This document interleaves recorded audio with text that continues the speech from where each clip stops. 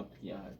अनेक प्रकार की तपस्याएं हजारों लाखों वर्ष करने पर भी वह फल प्राप्त नहीं होता जो इस वैशाख कृष्ण पक्ष की एकादशी का व्रत प्राणी मात्र को करना चाहिए। सूर्य ग्रहण में कुरुक्षेत्र में विधिवत स्नान पूजन कर 100 बार सुवर्ण दान करने का जो फल होता है वह फल केवल वैशाख कृष्ण पक्ष की बरुथनी एकादशी का व्रत करने से होता है। श्रद्धा और भक्ति के साथ इस बरुथनी एकादशी व्रत करने वाले के समस्त मनोरथ पूर्ण होते हैं और वह इस लोक में रहकर सुख और ऐश्वर्य का भोग करता है और अंत काल में स्वर्ग सुख को पाता है।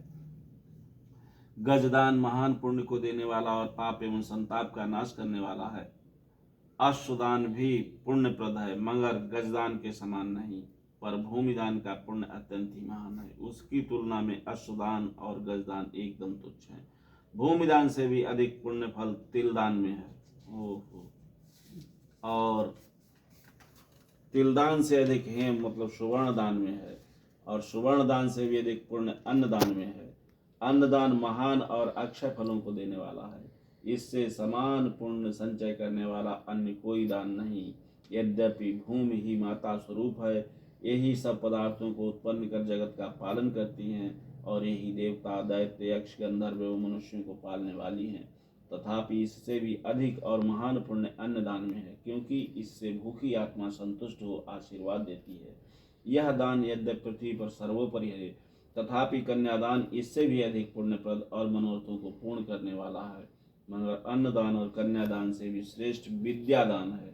यह दान धर्म अर्थ काम और मोक्ष को देने वाला है। वैशाख मास के कृष्ण पक्ष की बरुथनी नाम की एकादशी का व्रत करने वालों को ये सभी पुण्य फल अनायास ही प्राप्त हो जाते हैं। शास्त्रों ने बताया है कि जो दुष्ट मंद बुद्धि मनुष्य कन्या बेचकर धन प्राप्त करते हैं वह महान पापी होते हैं। वह अनेक जन्म जन्मांतरों तक नरक में वास कर अंत में बिडाल योनि में जन्म पाते हैं। इसके विपरीत जो कोई कन्या को वस्त्र एवं अलंकारों से संयुक्त कर श्रद्धा पूर्वक दान देते हैं उनके पुण्य फल का वर्णन शेष शारदा और भगवान शंकर भी नहीं कर सकते। व्रत करने वालों को दशमी के दिन सायंकाल ही के समय एकादशी व्रत करने का संकल्प करना चाहिए। संकल्प करने के पश्चात कांसे के पात्र में भोजन नहीं करना चाहिए। मांस मसूर कोदों सांवा साग मदिरा दूसरे का जूठा अथवा बारंबार भोजन नहीं करना चाहिए। साथ ही साथ मन को एकाग्र कर शांति पूर्वक रहना चाहिए। एकादशी के दिन प्रातःकाल नित्य कर्मों से निवृत्त हो स्नान कर भगवान का पूजन एवं भजन करना चाहिए। किसी प्रकार के बुरे भावों को मन में न आने देना चाहिए, जैसे कुत्सित कार्य जुआ चोरी झूठ बोलना तथा मैथुन इत्यादि न करना चाहिए।